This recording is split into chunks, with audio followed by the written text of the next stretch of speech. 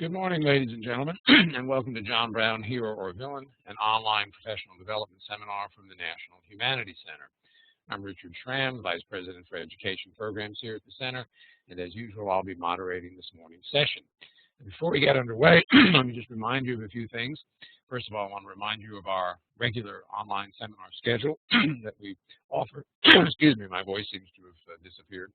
We offer, in addition to the customized seminars we develop for the Florida Virtual School. We've added some new seminars to our schedule, so you might want to check that to see what's up for the spring.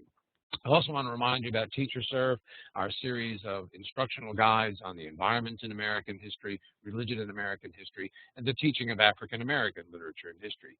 In that last category, I'd like to recommend to you a new essay that appears on Freedom Story. If any of you teach the Harlem Renaissance or the New Negro movement, you might want to check this out. It's called The New Negro and the Black Image, from Booker T. Washington to Alan Locke. It's written by Henry Louis Gates, Jr. of Harvard. If you're teaching the Harlem Renaissance and you teach that the idea of the New Negro began in the 1920s, you might want to take a look at this, because Professor Gates traces the New Negro back to the turn of the 19th century.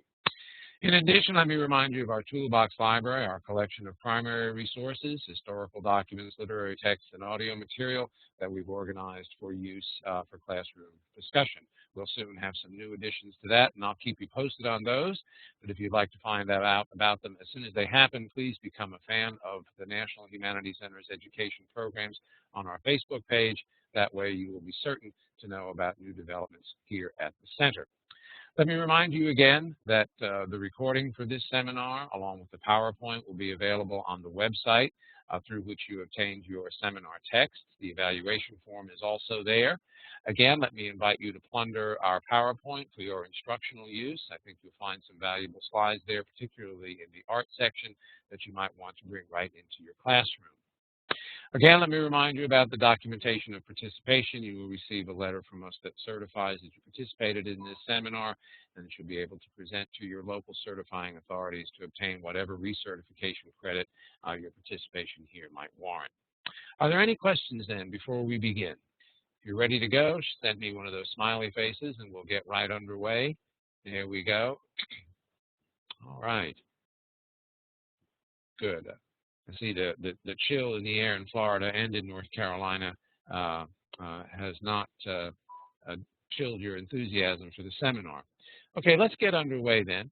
Our goals, as always, are quite simple. First of all, we want to deepen your understanding of the significance of John Brown's life and actions, and we want to provide fresh material to strengthen your teaching. Now, we had a particularly robust discussion of this topic on the forum, and we learned a few things.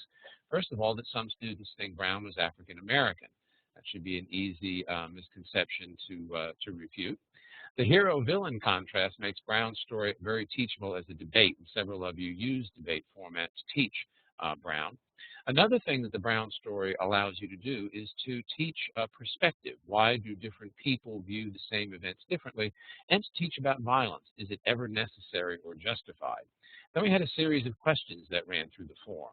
How did Brown's raid affect the abolitionist movement? How did Brown's actions fit into the context of anti-slavery agitation? How did Brown elude capture after the Osawatomie Creek massacre? Why did the slaves not support him at Harper's Ferry? Could he have escaped at Harper's Ferry? And then, echoing the title of our seminar, was he a martyr or a self-serving egoist? To lead us through those questions and points, we have with us this morning W. Fitzhugh Brundage, who was a National Humanities Center Fellow in 1995 and 96, and who is currently the William B. Umstead Professor of History at the University of North Carolina at Chapel Hill. Fitz's most recent book is The Southern Past, A Clash of Race and Memory. He has written widely on Southern history in the 19th and 20th century. And so to tell us whether or not John Brown was a hero or a villain, I'm going to turn the program over to Fitz right now, and he will lead us through our seminar. Fitz, it's all yours. Well, good morning, folks. Can everybody hear me? Richard, can you hear me? Yes. Okay, good. Well, as Richard said, good morning on a chilly morning.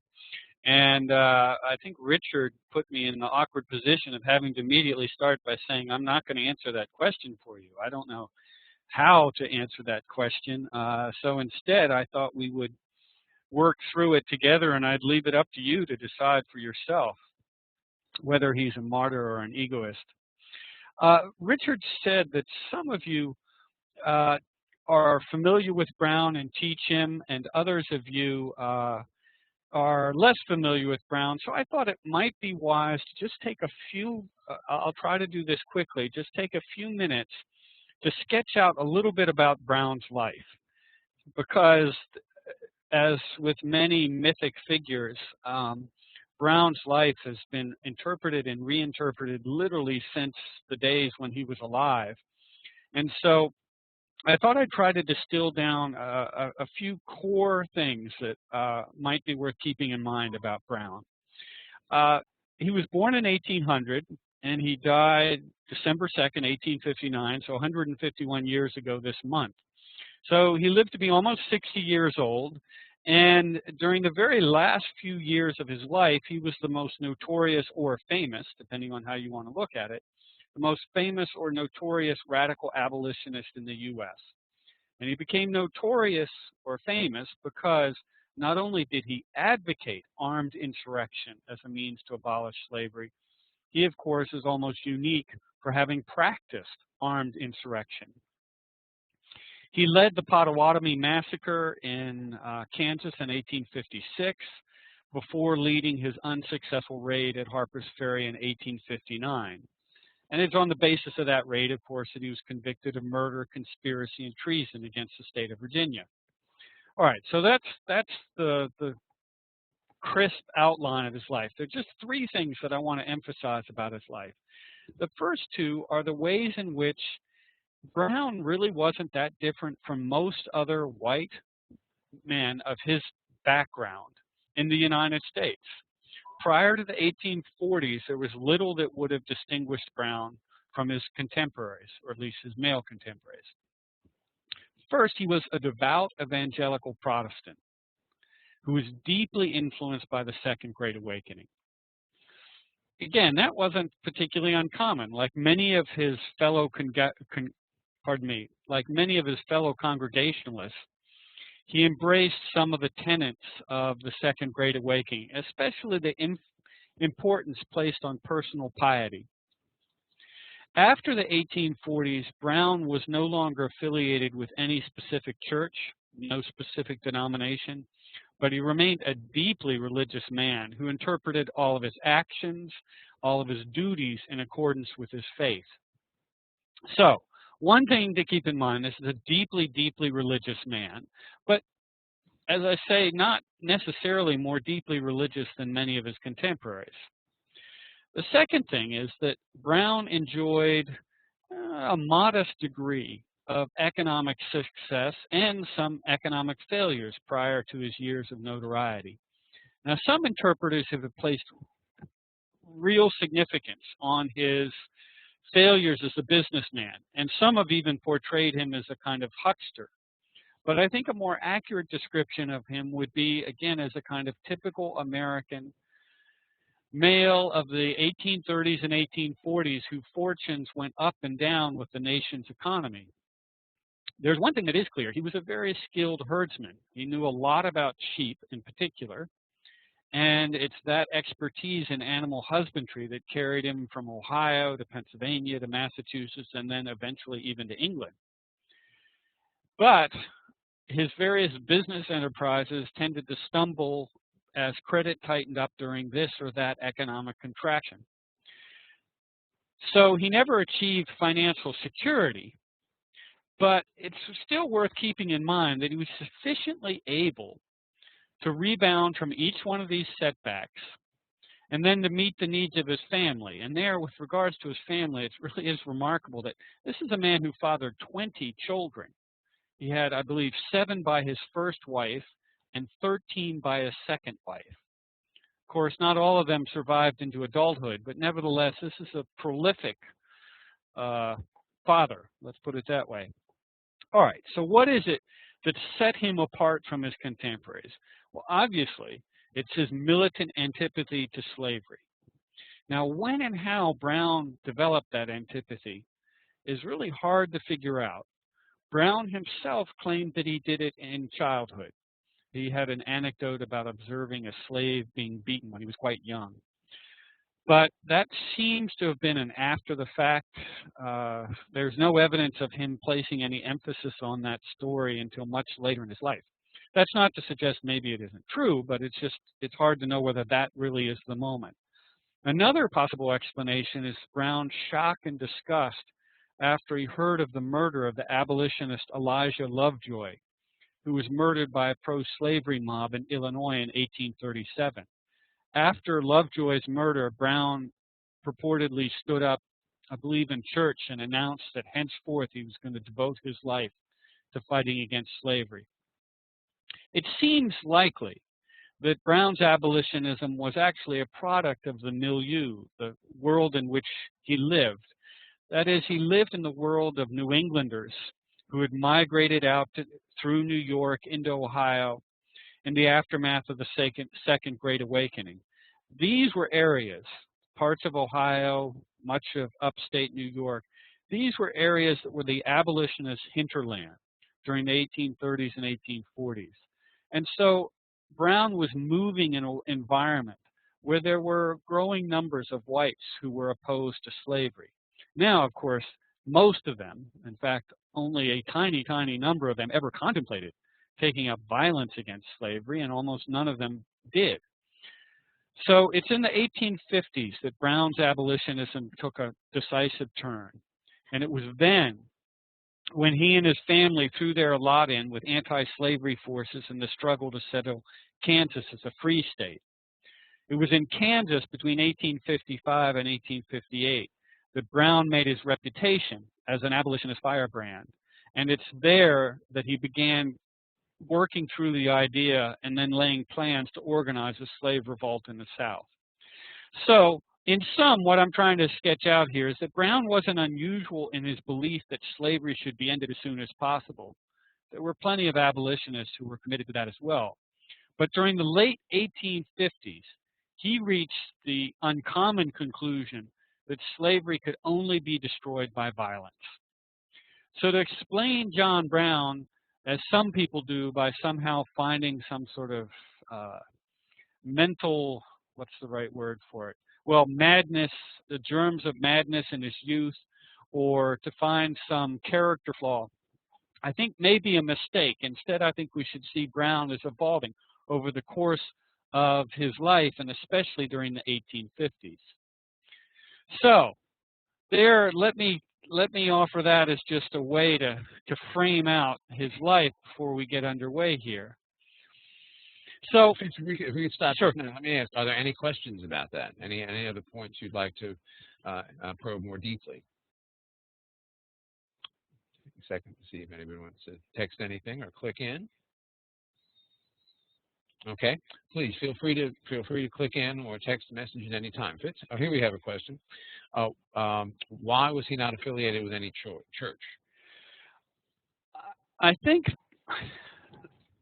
here I have to confess I'm not a deep expert in John Brown. There are a lot of biographies out there, and they differ very widely, as you would imagine. So I'm sure there are some scholars who have an explanation for that. The one that I'm familiar with is the argument that essentially there was no church that was sufficiently where he lived, let's put it that way, because of course you could only travel short distances to churches in those days.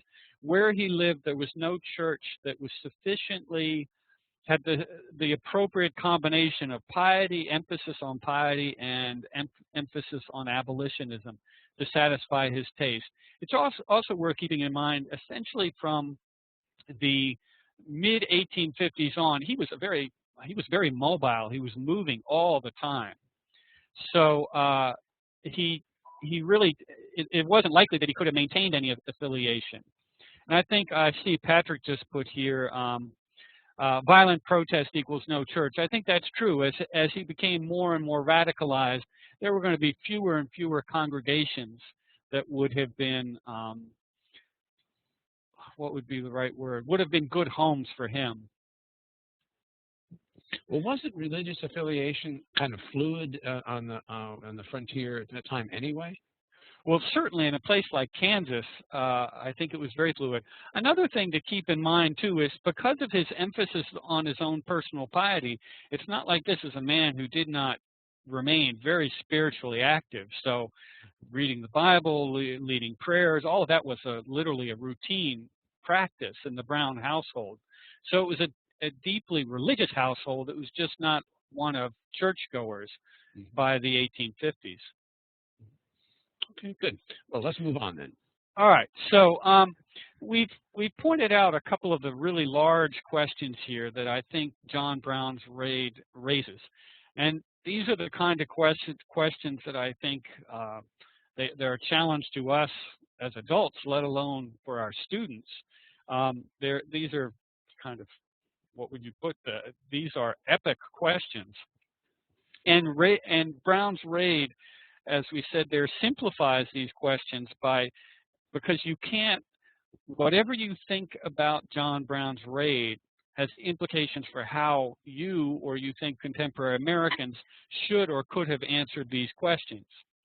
So those are the questions that sort of hang over what we're going to be doing for the remainder of the morning or of the seminar. So I wanted to start us off by looking at John Brown's Provisional Constitution. And this is a document that I must confess, again, I'm not a Brown specialist. This is a document that I must confess I may have heard of, but I'd never read until just a couple years ago. And it was fascinating. This is a document that John Brown produced once he started getting serious about fomenting slave revolt in the South. And he wanted to make it clear that he wanted to sketch out what it was that his actions were supposed to achieve. And so our idea here is to sort of explore what is his idea. His idea, of course, was something more than just to go into the South and free a few slaves. He had done that, for example, when he was in Kansas. He had led a group of free staters across into Missouri where they had liberated some slaves, and then he eventually managed to get those slaves, the liberated slaves, all the way to Detroit and then over into Canada. So he wasn't leading, he didn't have in mind just leading slave raids, that is raids to free slaves. This was something much, much larger. So I don't know if you had much of a chance to look through this. So we've selected a few parts of the Provisional Constitution to linger on and to think about their meaning. And so the larger discussion question we've laid out right there, once we work our way through this Provisional Constitution, does it change your impression of Brown at all? But before we do that, I think we should look at some of the provisions. So let's start out with the preamble here. I'm going to get Richard to read the very first part of the preamble. Okay. Whereas slavery throughout its entire existence in the United States is none other than a most barbarous, unprovoked, and unjustifiable war of one portion of its citizens upon another portion, the only condition of which are perpetual imprisonment and hopeless servitude or absolute extermination, in utter disregard and violation of those eternal and self-evident truths set forth in our Declaration of Independence. So therefore, we citizens of the United States and the oppressed people who, by a recent decision of the Supreme Court, Brown's referring there to the Dred Scott decision, are declared to have no rights which the white man is bound to respect, together with all other people degraded by the laws thereof, do for the time being obtain and establish for ourselves the following provisional constitution and ordinances, the better to protect our persons, property, lives, liberties, and to govern our actions. So what do you think this preamble reveals about Brown's ideas here? And also, how does it contrast with the preamble of the federal Constitution, to the extent that you can remember the preamble?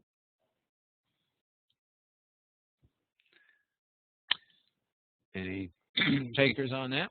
So, yeah, we got Samantha weighed in by saying that she found it fascinating. And to reconcile his actions with his words, well, that's something I hope throughout the conversation today we'll be able to touch on whether it's possible to reconcile them. Well, one of the most striking differences, of course, is that the federal Constitution doesn't mention slavery at all with that word. But here, of course, his preamble focuses laser-like right on slavery. It's the very second word in his preamble. See, we have Jack Carter has his hand up. Let's pass the microphone to Jack. Okay, Jack, microphone is all yours. Thank you. John Brown here is linking himself with the Founding Fathers. He is addressing the issue that they could not address and still the six stated purposes of government. He's not addressing forming a more perfect union. He's not addressing providing for the common defense, establishing justice, promoting the general welfare.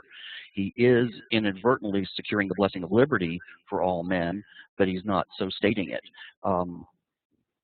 As far as his opening, it's very narrow in that it's establishing a provisional government to protect those that have previously been held in servitude.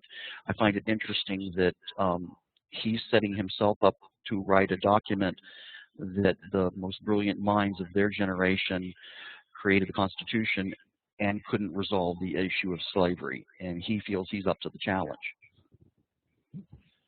And we have, to just throw some more things on the table, we have in the chat that comment about the tone of this preamble.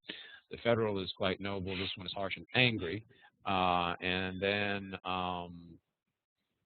that's the other comment. So, Fitz? Well, yeah, I think these have all been excellent points, and I think on the one way, as a number of you have pointed out, there's a connection between the emphasis on life and liberty in the sense that the United States should protect persons, property, lives, and liberties, and that should govern our actions. And yet, on the other hand, there's the difference here, as Richard pointed out, that slavery is absolutely at the center of this. So certainly this speaks to the ways in which Brown's perception of the United States was entirely rooted in his concern with his opposition to slavery. That's essentially all there is to it. The problem of slavery is what makes this provisional constitution and ordinance necessary. Well, let's delve a little bit more into these. This is great discussion so far. So here, I'm going to get Richard again to read this. It gives everybody a moment to reflect on it. Okay, before I do, let me just, you may have said this, but let me ask a question. What year is the Provisional Constitution? It's 1850. Well, it was written over an extended period of time. I think he started writing it in January of 1858, and I believe it finally, this version was ratified by a convention that was held in Chatham, Ontario, in Canada, in May 8th, 1858. Mm-hmm. So that's why it could include mention, for example, the Dred Scott decision. So let's just say this is a product of 1858, although I think it was in gestation for a longer time than that. Right. So it shows the extent to which his mind focused and became obsessed with a single issue. I think that's one of the things we can take from the preamble. Okay, so go ahead, Richard. Okay. All persons of mature age, whether proscribed, oppressed, and enslaved citizens, or of the proscribed and oppressed races of the United States, who shall agree to sustain and enforce the provisional constitution and ordinances of this organization, together with all minor children of such persons, shall be held to be fully entitled to protection under the same. All right, so this is apparently, I mean, the way I read this, qualifications for membership, it sounds to me like what we're talking about here is qualifications for citizenship. So again, how's this contrast? How has the definition been changed here? How has that definition changed? At least from the federal Constitution. Mm-hmm. So we got Greg saying it focuses on the family. That's an interesting way of putting it. Yeah. Anti-slave. What's that mean? What do you mean by that, Jack? Jack, would you like to click in again? We can pass the microphone to you. All right, let's do that. Okay, Jack, it's all yours. Okay. I mean anti-slave in that he is excluding all slave owners or people that support slavery. anyone can be a citizen in his new organization of states, but they have got to be anti-slave. They can't be a slave owner. They can't be they can't be one of the oppressors. Okay. Yeah, that's implied here. It becomes clearer later. I think you're right about that. And so let's for a moment just think about this. Amy mentions that women aren't mentioned, and it's hard to interpret his opinions on women. In fact, his opinions on women are extremely patriarchal, which isn't surprising in some ways. But on the other hand, how would I put this? He was not an activist for women's suffrage, which had already emerged, but he was certainly no more patriarchal than many of his age. The one thing is that he certainly didn't treat his particularly his second wife that well, and left her always. She had to follow him around all over the place while tending to this huge army of children that they had produced. But anyways, I digress. But let me return to this point, that I think what's really fascinating here is essentially the definition of citizenship in Brown's provisional constitution is turned on its head, right? So we have in the federal constitution, slaves do not exist as citizens, of course, and to the extent that they are ever acknowledged, it's in the 3/5 compromise that they will represent a portion of the population counted for purposes of political representation.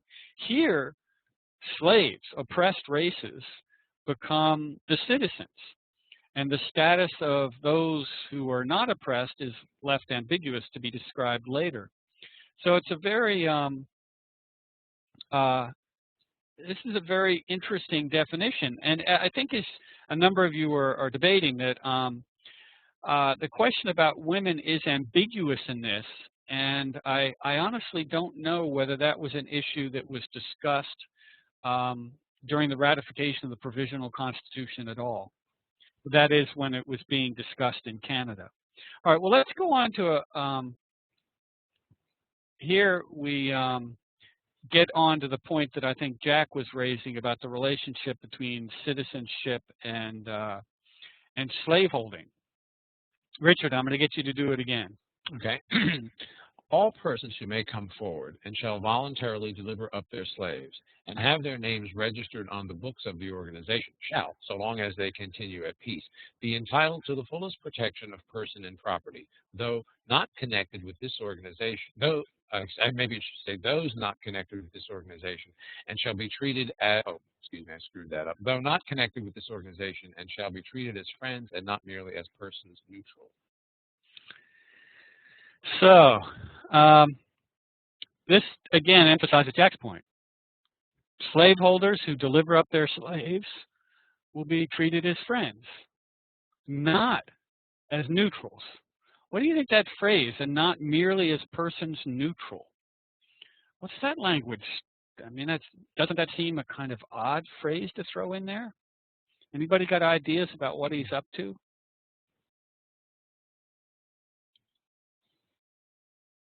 Okay. Yeah, I think you're right, Jack. Yep, no sitting on the fence. You've got to. This is that kind of logic that we've heard in recent years. Yep, you've got to decide. But I think the really interesting thing here is that it sets up this idea, as you're saying, you're either with us or you're against us, which is all part of his idea of looking at the institution of slavery. We go all the way back to the preamble, looking at the institution of slavery as a state of war. So slavery is a state of war.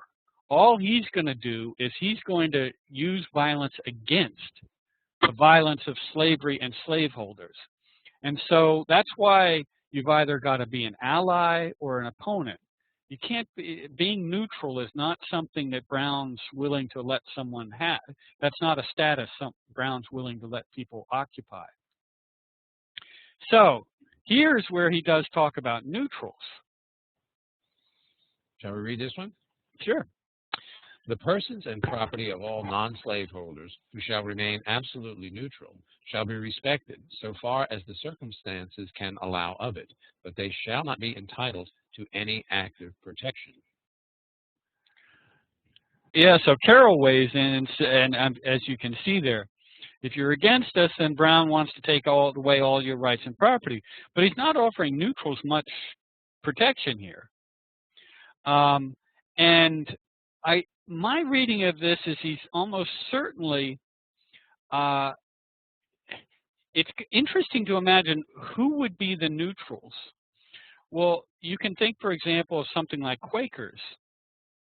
But Quakers would have been seen as allies because Quakers on the whole are, I mean, not in every case, there were actually Quaker slaveholders, but overwhelmingly Quakers were anti-slavery, so they would have been in the category of allies. So it's not entirely clear who it was who he thought would be neutrals. But as you all have made clear, he wants to keep that category as small as possible. There's certainly no incentives for anyone to be a neutral under this provisional constitution. If we could, we had a few questions there that related to the question of protection. What exactly does he mean, do you think, by protection there? I don't know. I've assumed he's talking about protection, particularly of property. Mm-hmm. But I don't know. I mean, this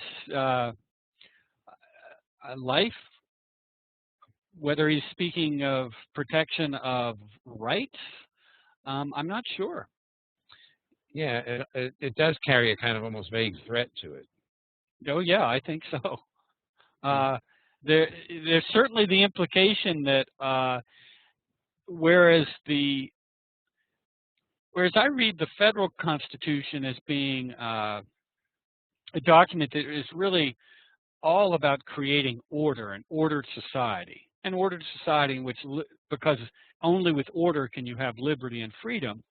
I read this as being a much more contingent notion of liberty and the freedom, in the sense that liberty and freedom are possible only in an environment in which there is this looming, I think Diana used the word ominous threat of violence.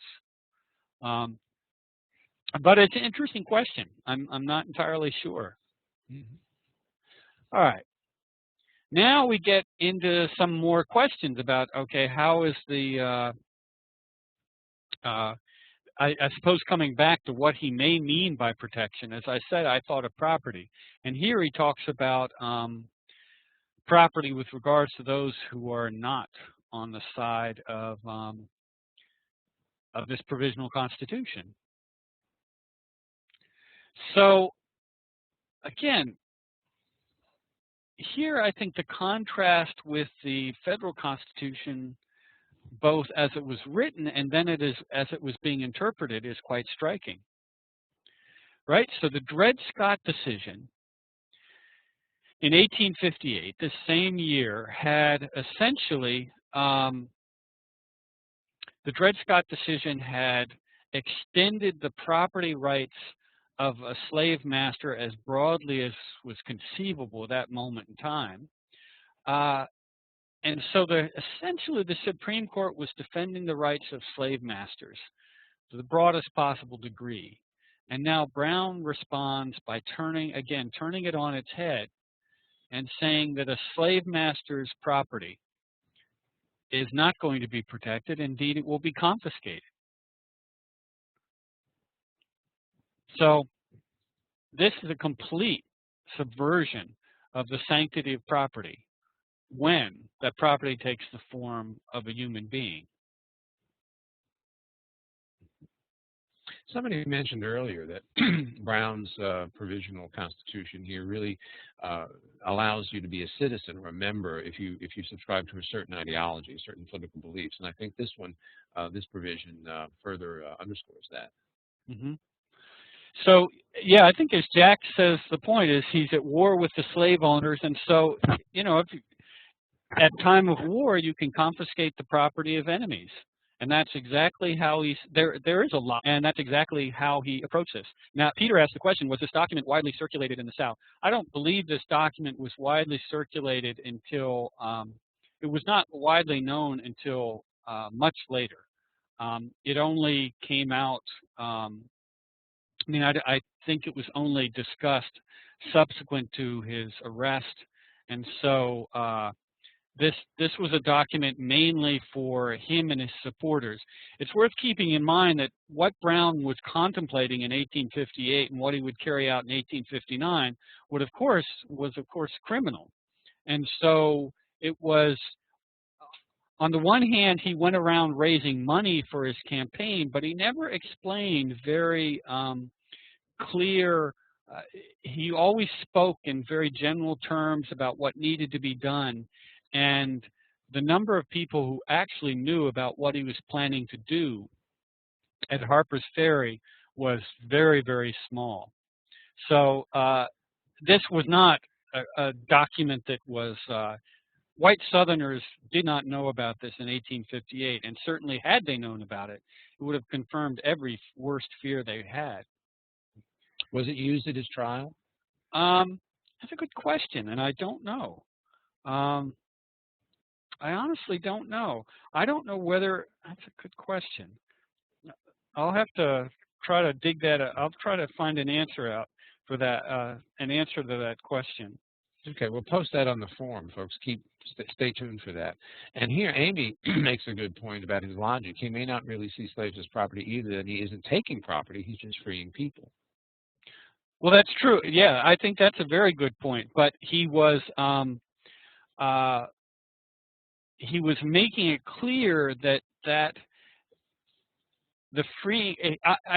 That's a very interesting point. But it seems to me here in the Provisional Constitution that he feels some sort of, I don't know whether it's what's the right word for that, whether he's doing it simply because it's intellectually convenient to make the connection between slaves as property and property of enemies, combatants, enemies, or whether, as you say, that's separate and apart from the type of property he's talking about here. So that's a very interesting point. He certainly he thinks that slavery is immoral, and so he's opposed to it on that grounds. And you're probably right; he's just freeing them. But at the same time, he wants to destroy the property of people who own slaves. We have some questions about the dissemination of the document. Right, and I'll have to find out more about that. At the meeting that was held in Canada, where this was ratified by the African American community that met there, and that meeting was not widely reported at all, and there are just a few accounts of that. So the meeting itself wasn't news. How this was disseminated afterwards, I'll have to dig around in, and then I'll get Richard to post it on the forum. Okay, we have a question here from Greg. Were the confiscation acts that came later in the Civil War presumably influenced by this rhetoric? I don't think they were influenced by this rhetoric, but I think they were an outgrowth of the same sort of logic, that when you're at war, then you can take the property of your opponents as long as they remain in a state of hostility towards you. But of course, the difference during the war, Lincoln, of course, Lincoln and his administration had to be deeply, deeply concerned about making any gestures, taking any actions that would alienate the slaveholders in the in Kentucky, Maryland, Delaware, Missouri, and so Lincoln had to operate on an absolutely sound legal footing. Going back to the point that I think Amy raised before, Brown didn't have to do that. He could just, this document could have been written almost entirely on moral grounds, if you will.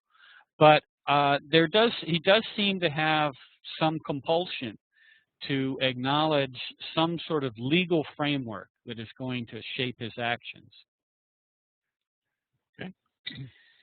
All right, so let's see. Now we have this article, which I think is one of the more curious. And Richard, I'll get you to read this. This is the Okay. last article, I think. The foregoing articles shall not be construed so as in any way to encourage the overthrow of any state government or of the general government of the United States, and look to no dissolution of the Union, but simply to amendment and repeal. And our flag shall be the same that our fathers fought under in the Revolution. So this is a very interesting, in a way I asked the question of why was there any need to include this article and what does this mean? Any ideas? Well, this is when I first encountered this document, I thought, oh, well, Brown was, his goal was not simply to free the slaves, but to overthrow the government. And then that's directly contradicted with this article. Suzanne says to prevent treason accusations. And then before that, we had some other comments here. Jolinda, he can claim he's looking towards a more perfect union, not really calling for an insurrection. That's a good point. Good point. Yeah. Yeah, I think these are excellent points, and they and I don't know again how can I know, but my sense is that these aren't insincere in Brown's own mind. One doesn't get the sense that he sees himself as leading he's not, as Jolinda said, he's not destroying the Union. He's not trying to rise up against government itself. This is an effort to destroy a particular institution. And I think Henry just raised this point, that he's also wrapping this effort up in the revolutionary heritage, something that we saw in the very first preamble that we saw. There's the way in which he's always framing this as a continuation. Again, going back to Jolinda's language, a continuation of the effort to create a more perfect union. So I think the Provisional Constitution is one of those curious documents. It's fascinating both in its kind of ambiguities, but also in what it tells us about how Brown conceived of what he was going to be doing in Harper's Ferry in 1859. So it's not, again, it's not as though he just got together a bunch of men, went down to an obscure part of Virginia, and then tried to convince slaves to revolt. There was a much grander vision at work here. So this would help to argue against the notion that he was kind of a wild-eyed lunatic. I mean, this is really rational. He thought this through. Yeah, well, yeah, you could. I think you could. You can have. How would I put this? You can be wild-eyed. Let's put it this way: he's not insane. He's not. He's not a babbling idiot. Whatever you take your take on him. Yeah, I don't. I think there is. This is a man with a clear vision. Whatever that you may think of that vision. So there's what he envisions, and then we have, in 1859, he finally raises enough, well, what he considers to be enough money. He gathers together in upstate New York, at North Elba, New York. He gathers together his forces, and they begin to train, and then they move down to Maryland, where they rent a farmhouse and they train yet more. And they lay the plans to attack the armory, the arsenal, the U.S. government's arsenal at Harper's Ferry, Virginia, which in certain ways is very smart because what better way to arm yourself than to steal weapons from the U.S. military and then turn those weapons over to the slaves that were going to be armed. And then after the successful raid on Harper's Ferry, he and his men would hide out in the mountains of Western Virginia and then make periodic raids down into Virginia to liberate more and more slaves. And over time, more and more slaves would rise up in revolt, and eventually the slave South would be engulfed by slave insurrection, and the institution would be destroyed. At least that was the vision. Those slaves that were freed would, through this insurrection, some of them presumably would make their way to Canada. Others would join up with the campaign. And so Brown's army would continue to increase in size over time. That's the vision. Of course, the raid itself didn't go according to plans, and you can read lots of discussions over whether he was actually a good tactician and whether the raid was well planned, it's just bad luck, or whether it was a really bad idea. It was poorly executed. But suffice to say that after initially securing control over the armory and capturing Harper's Ferry, which is a small little village at the time, Brown's forces ended up not withdrawing and instead being caught in this very vulnerable spot because it's surrounded by rivers and steep mountains. So if he didn't escape quickly, it was very easy to entrap them, and that's exactly what happened. And so within 3 days of the beginning of the revolt, Brown and his forces were either killed or captured, and that was the end of the revolt. So to answer that early question, he probably could not have escaped, given the almost the geographic circumstances of Harper's Ferry. Well, he could have if he and his forces had acted quicker. I mean, if he had made a lightning raid and then left, and that's one of those questions where it's not entirely clear why he lingered. And then there's the famous, some of you may know the famous case of the train. Harper's Ferry was also a nexus for railroad, and he allowed a train that was coming to Harper's Ferry to retreat and carry news down the line that Harper's Ferry had been captured by an abolitionist slave insurrection force. And so within 24 hours, anybody who was within walking distance of a telegraph line knew about John Brown's raid, and both Virginia authorities and, for that matter, national authorities could begin to think about what they were going to do about this attempted revolt. So yeah, as Jack says, he lost the element of surprise, and there are lots of arguments. It's sort of like what happened at the second day of Gettysburg. There are people who make careers out of arguing over what happened at the second day of Gettysburg, or whether or not John Brown was an astute tactician, or, as I say, really incompetent. Well, after he was captured, of course, he was then tried and convicted in Virginia and sentenced to death on December 2nd. And it's in that period of time between his capture and his execution that Brown emerged as a figure quite different from the kind of militant abolitionist. I should say emerged in the Northern imagination as a figure quite different than the militant abolitionist who had made his reputation in Potawatomi and in Kansas during Bleeding Kansas. So let me just see here. Henry.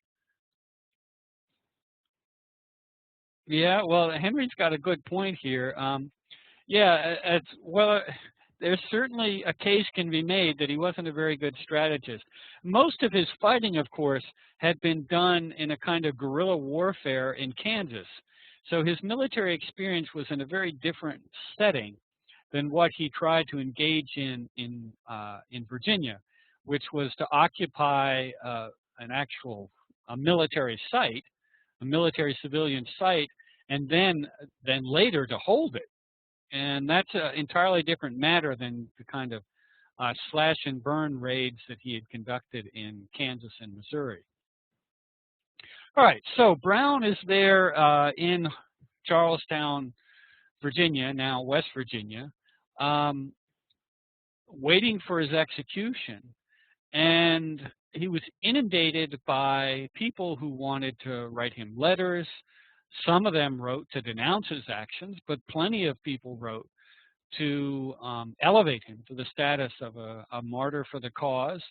And his letters are very, very interesting because, again, we get to see how Brown explains what he had done and what he hoped to achieve. And so this first one is from I can't remember whether Luther Humphrey was writing from Ohio or New England, but there's an interesting, in response, Brown offers up this explanation of his actions in light of his family's history, as well as making other analogies to what he's done. What do you all make of these claims about how how is he situating his actions? Well, Joe Linder writes, it's incredible. He's already writing his history, comparing his actions to the American revolutionaries. Yeah, so he compares himself to John Rogers, who I'm not sure, was John Rogers, was he one of the Quakers? I can't remember who John Rogers was. I should have, yeah, Jack writes in, he's full of himself. That's always true of John Brown, no question about that. And Peter Brown, anybody know who? Yeah, places himself on the pedestal of revolution. Yeah, Peter Brown is his purported ancestor, right? Who came on the Mayflower. In fact, I believe genealogists have now turned out that John Brown wasn't actually a descendant of Peter Brown. I may be wrong about that, but I think that's the latest wisdom. In any case, you can see he's tracing his lineage back to his grandfather in 1776, fighting on behalf of the Revolution, to Peter Brown, who came over on the Mayflower. So he's laying claims to the most, at least in Northern eyes, the most American, the iconic American heroic tradition. Any other observations about this passage? He's establishing himself for sainthood here. Well, yeah, that became more pronounced in his, final months. But hey, I think if you're waiting to be hanged, it might come to most any of us. Yes. Julie Joyner writes, reminds me of the I Have But One Life of Patrick Henry, and then Patrick Jones says he's setting himself up as a demigod. Well, that's certainly what his critics said. Now we have this interesting letter, again, to a New Englander. And this may come right back to what Patrick and Julie were, well, here we can see all of his martyrdom, his quest for martyrdom coming through quite clearly. Let me just concentrate on this passage here. May God forever reward you and all yours, my love to all who love their neighbors. I have asked to be spared from having any mock or hypocritical prayers made over me when I am publicly murdered, and that only religious attendance, and that my only religious attendants be poor, little, dirty, ragged, bareheaded, and barefooted slave boys and girls led by some old gray-headed slave mother. Now, he's the one who underlined that stuff, underlined those passages. So why is he doing that? Why that specific request that his only religious attendants be poor, little, dirty, ragged, bareheaded, and barefooted slave boys and girls? Well, while people are chewing that question over, Peter asks an interesting question. Is martyrdom a component of the Second Great Awakening or any religious teaching Brown was exposed to? Well, that's actually,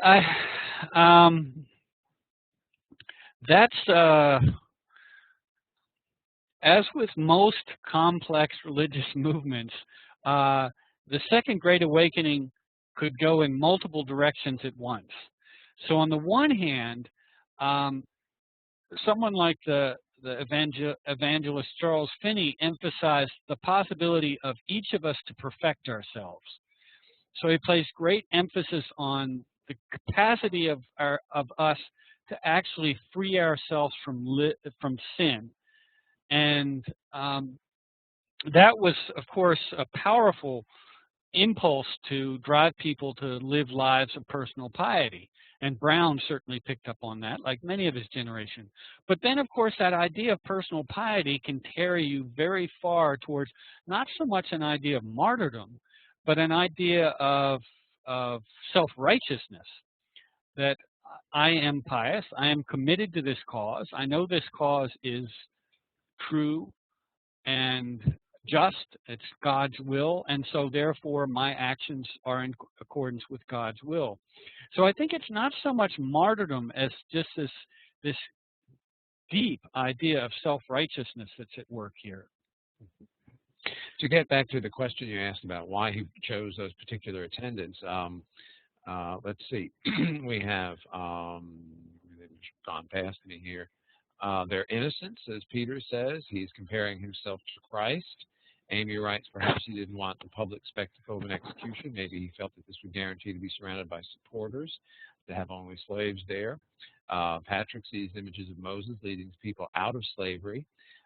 Samantha writes, possibly his thoughts that some other religious groups are being hypocritical for not taking more of a stand against slavery. He's passing judgment on organized religion, which has failed to protect the slaves. Interesting responses. Yeah, I think those are all excellent, and that's exactly where I would go. I think all of those may well be at work there. And we can see the ways in which he sees himself as acting in accordance not only with the Old Testament idea of Moses leading his people out of slavery, but also that he wants to be surrounded by not only those who he was trying to help, but presumably those who he believed are purer than those ministers and whites who were most likely to observe the execution in Virginia. I should just throw in here, some of you may know one of those strange, what would you put it, historical circumstances. At John Brown's execution, John Wilkes Booth was present, and he actually borrowed a militia uniform so he could observe the execution of John Brown. So if you want to talk about madmen, there's this strange moment in time when John Brown is being executed and John Wilkes Booth is observing the execution. Anyways, just a curious factoid. You drop that at the next cocktail party you attend. Yeah, there you go. It's just so amazing to me to think of John Wilkes Booth as already demonstrating, shall we say, a kind of a penchant for seeing the punishment of opponents of slavery, and then already developing obviously a kind of pathology. Mm-hmm. All right. Let's move on to John Brown to his wife. As I mentioned, John Brown's,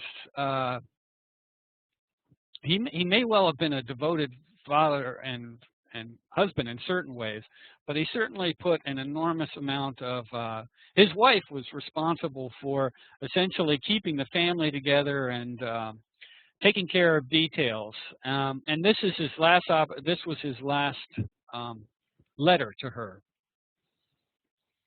And Richard, maybe I'll get you to read this one. Okay. I am waiting the hour of my public murder with great composure of mind and cheerfulness, feeling the strong assurance that in no other possible way could I be used to so much advantage to the cause of good and of humanity, and that nothing that either I or all my family have sacrificed or suffered will be lost. I have now no doubt but that our seeming disaster will ultimately result in the most glorious success. I bless God, I never felt stronger confidence in the certain and near approach of a bright morning and a glorious day than I have felt and do now feel since my confinement here. So, what do you think he means by ultimately result in the most glorious success? Good question.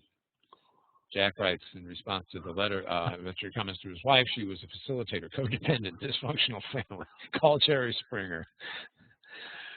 Yeah, I'll tell you. Just briefly on a tangent here. His and then I'll come back to Jolinda's point there. His John Brown's attitude towards his family is just amazing. As you probably know, he lost one son in the raid at Harper's Ferry. He lost another son in Kansas. I think in total 3 of his sons died in the abolitionist struggle. And then there was the hardship on his family, needless to say. And yet there's no sense of remorse.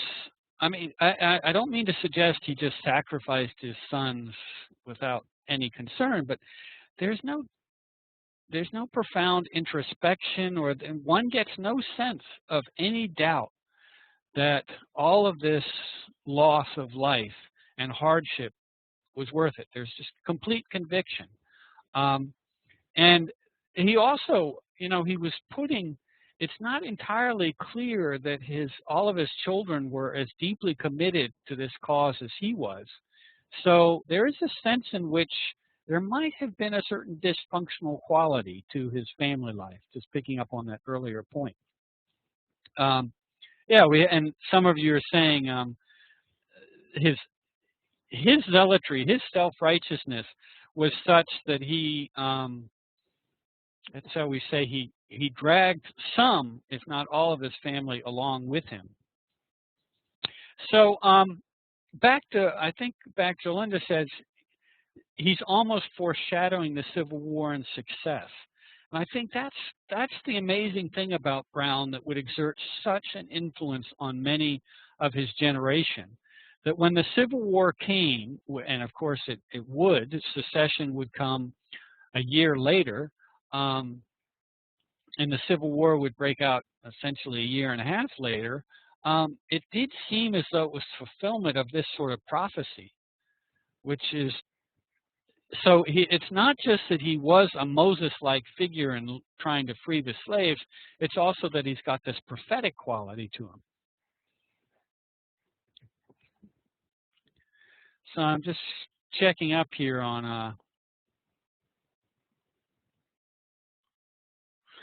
what Diana says, she finds it interesting that he sees his death as murder. He, as you've seen in a couple of the letters, he always refers to it as public murder. And no, he didn't view himself as a killer, even though people did die on the raid in Harper's Ferry, because of course he was engaged in a war, and he sees himself, his execution, as being inappropriate, because instead of the authority of the state being used to destroy the institution of slavery, it's instead being used to take his life.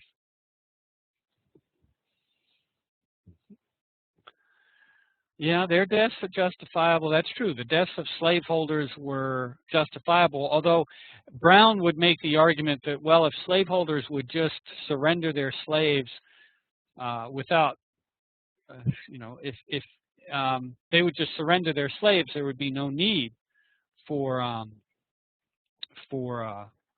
violence against the institution. So let's.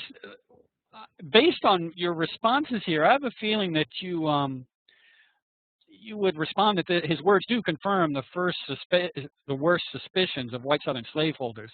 This is exactly the sort of rhetoric that was likely to go down poorly below the Mason-Dixon line. One thing about his letters were, some of them were private letters, but almost all of them were quickly became publicly known. So his letters were very much public letters as well as private communications.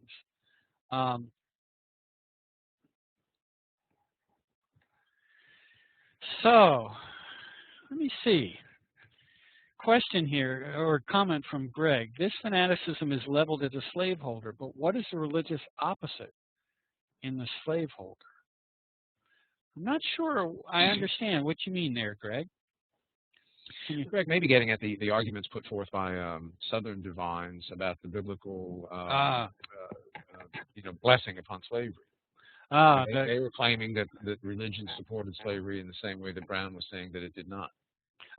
Certainly, and that's a very good point to keep in mind. That Brown, in fact, the bulk of American religious thought up to this moment in time was at best incoherent on the issue of slavery, or at worst thoroughly compromised by slavery. So Brown's impassioned, Christian-inspired attack on slavery was, while there were plenty of people who supported that, there were far, far more who would have seen any effort to attack slavery other than through suasion as being contrary not only to law but also to Christianity. Greg further writes, the writings argued about the social status role as well. It was leveled at jealousy. It was leveled as jealousy about the rich Southern gentleman. So maybe there was some. He's suggesting maybe some class concerns. Yeah, I think there was, but I think that was more pronounced in the writings of some of the anti-slavery advocates who we associate more with the free soil type of opponent of slavery that we associate more with the mainstream Republican Party. Those were whites who disliked blacks, disliked slavery, and disliked the power of Southern slaveholders. In Brown's case, there may be some of that, but so much more of his rhetoric seems to be directed against white Southerners because they owned slaves, and slavery was a criminal act against God and against liberty. And so there's, I think it's that anti-Southern slaveholder on the basis of class rhetoric is a little more muted. So let's turn to the editorials. I think the editorials are interesting. We saw how Brown presented himself to his audience, if you will, to the national audience who was trying to make sense of his actions. But as we've noted here, every newspaper publishing after his raid in October of 1858, of course, had to editorialize on this. This was the big, big news of the day. And so in November and December of 1859, newspapers all across the country were trying to figure out what significance to attach to Brown's raid, what it told us, what it told contemporaries about the State of the Union, and what the future was likely to hold. And so we picked out a few examples here. And here's the way the New Hampshire Patriot read it. And I think what's interesting here is we have Brown in just the excerpt before saying success is inevitable, it's coming, and soon. And it's not as though the New Hampshire Patriot was responding to that letter, but in a way, the Patriot is responding to the argument that Brown had laid out. And so I wonder what you think of, so how does the Patriot dismiss the proposition that somehow something good was going to come out of Brown's raid? Well, Greg, go ahead. Yeah, well, Greg has already weighed in, said the future promised more division and death. Patrick, Brown eventually does. Oh, well, that's going back to a previous line that I didn't have a chance to pick up. So I think Greg's point is what you can imagine a large number of Americans concluding, that Brown's methods were going to just breed more division, more violence, and that this is going to lead to a national tragedy. What struck me about this was that here we have the New Hampshire patriot criticizing Northerners. He's saying that the Brown's Raid was the fruits of the doctrines which during the past few years have been so zealously taught and advocated by political leaders and partisan preachers here at the North. Mm-hmm. As Joe Linda writes, it's interesting how they keep mentioning Kansas and the heritage of violence there. How will that spread throughout the nation? Yeah. And then Greg mentioned the liberal press. Yeah, well, the interesting thing is the New Hampshire Patriot, if I recall correctly, was actually a Democratic paper. So that's part of what's going on here. This is a Democratic paper who's going to link Brown's Raid, not explicitly, but to suggest that there is a link with the Republican Party. And so there is a kind of partisan edge to this. But I think we could see the New Hampshire Patriot as occupying that kind of moderate ground, which on the one hand, the New Hampshire Patriot was not defending slavery, but on the other hand, was shocked and appalled by the prospects of the kind of dangerous tendencies, pernicious doctrines, and violence that could be unleashed if others followed in the wake of John Brown's actions. Well, now we have a Virginia newspaper, which, as you might imagine, takes a very different line. And here, there's just a few lines I want to read. The Harper's Ferry affair is but a small eruption on the surface of a diseased body. Brown and his desperados are but a sign of the cancerous disease with which a great part of Northern society is polluted by traitors' views of men who have been raised to honor, surrounded by applause, and maintained in power. The Harper's Ferry affair was but premature fruit. A whole harvest of sterner rebellion and bloodier collision is growing up and ripening.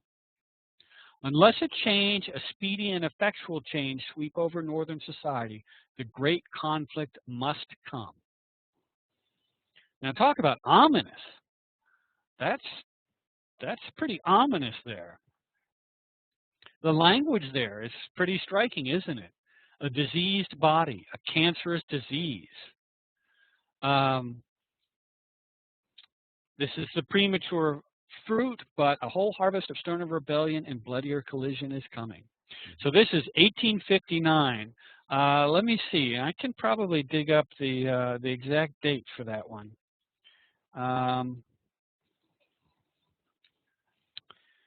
Let me see. That was October 25th, 1859.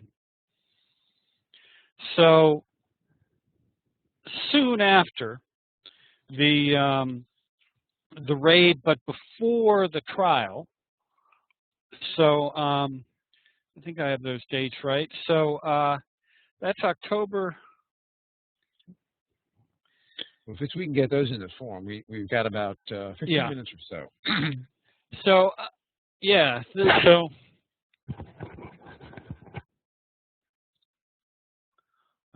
Greg says, are the trends moving the power in the federal capital into the control of the North? Well, I think that's what the Petersburg Express is concerned about, that Northerners have elevated someone like Brown up to a point where he views himself as having this larger-than-life role, and so that it's now reached a crisis point where Northerners, opponents of the South, have lost a sense of, they've lost an understanding of the consequences of their actions. Now here's the Albany Journal, and this is an interesting, this is a very interesting take on Brown, where we can see that we can see the way in which Brown's effort, this comes back to an earlier dialogue that I know a number of you were chatting about. We see how Brown's interpretation of this significance and of his role is being embraced here by the Albany Evening Journal. And the Albany Evening Journal, as I recall, was a Republican paper, so it's not entirely surprising that the Albany Journal would be more charitably inclined to Brown. So any passages here? Oh, just coming back to Greg's point. I don't think in 1859 there was much expectation that the Republicans would win the White House.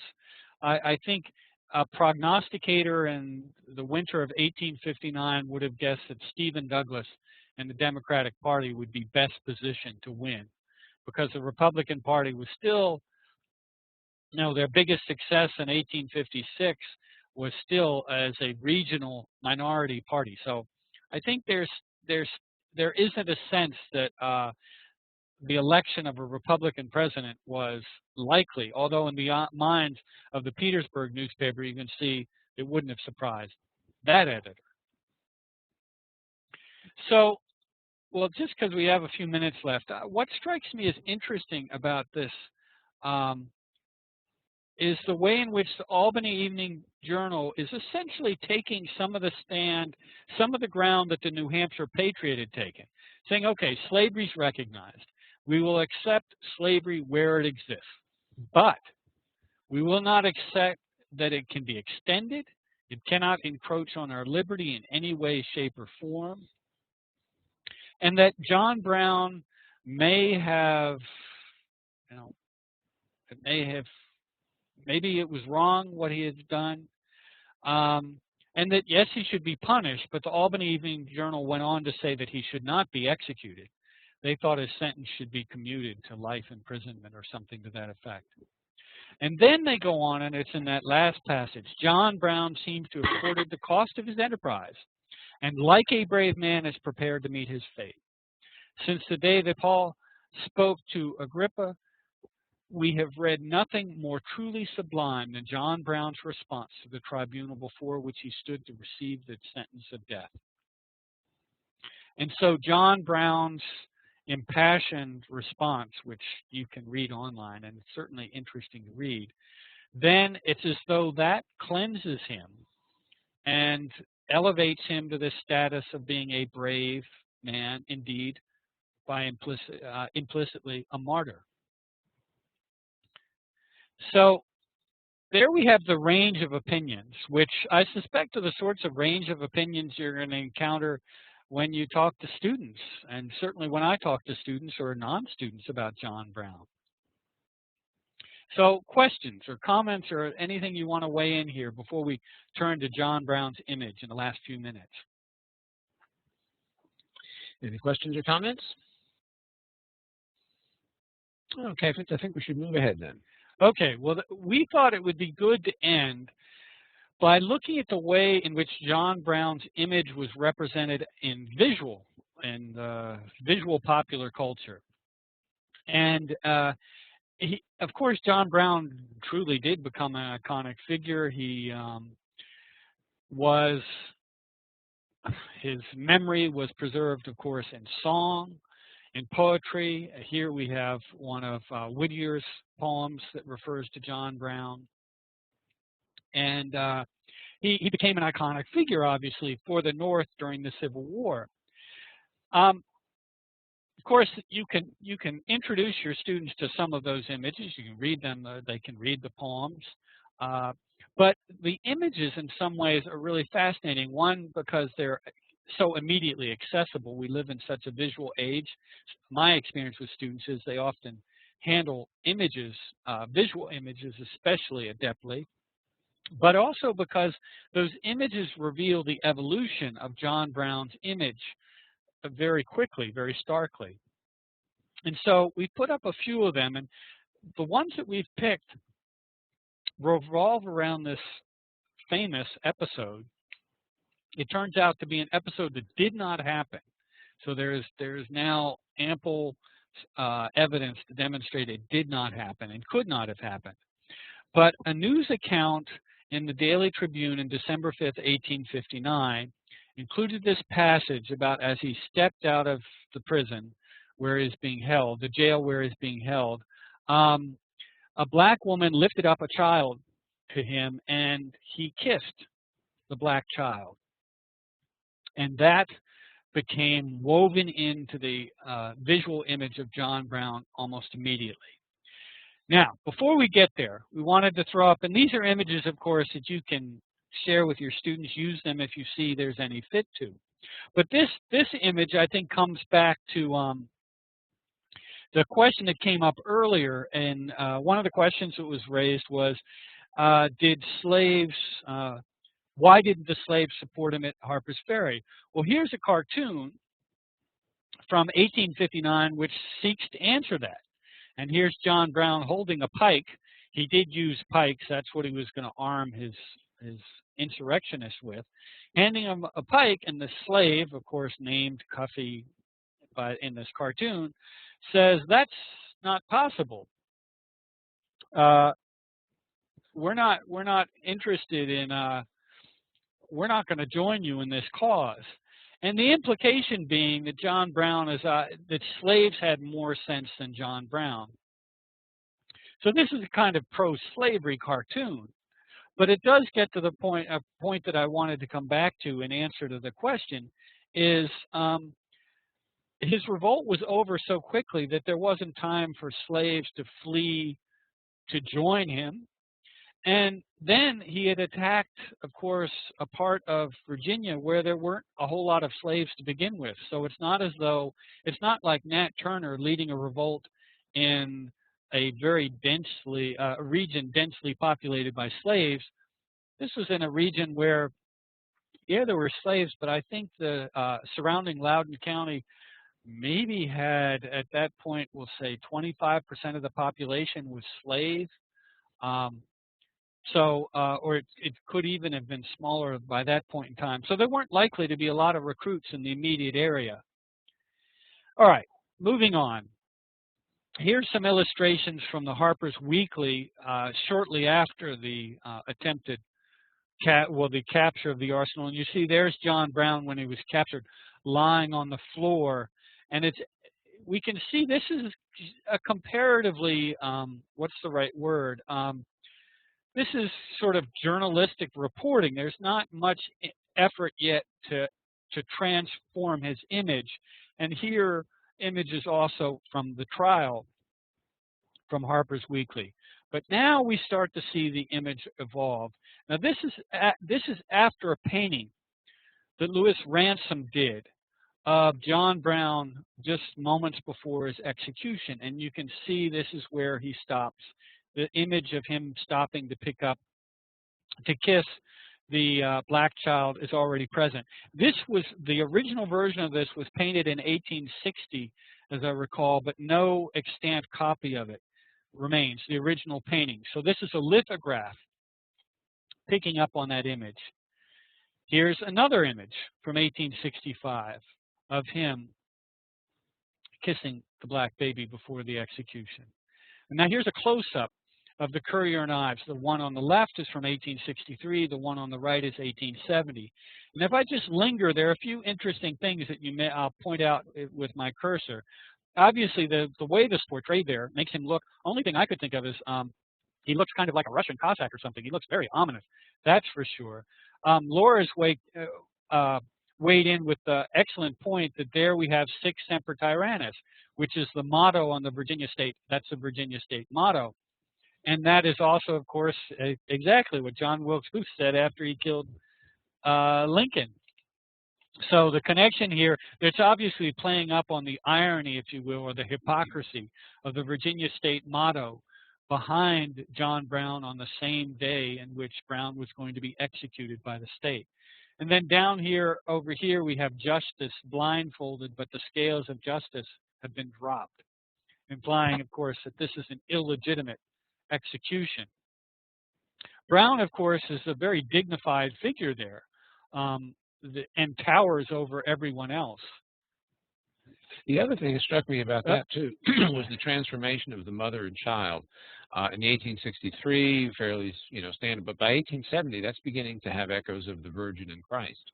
That's true. And now they're looking up, whereas before the child is suckling on the mother. Now they're looking up, looking to him. You're very right about that. Well, here we have a painting from 1867 of the same scene, picking up, much the same image, except here the African Americans are much more conspicuous, and you see there are more that we can. It's hard to see in this scale, but he's surrounded by African Americans, closer to this gets close to what he was asking for in that letter. Here's the very famous painting that Hovenden did called The Last Moments of John Brown, where the kiss itself was actually depicted. And this was purportedly, this was an effort to do a very realistic rendering of the scene.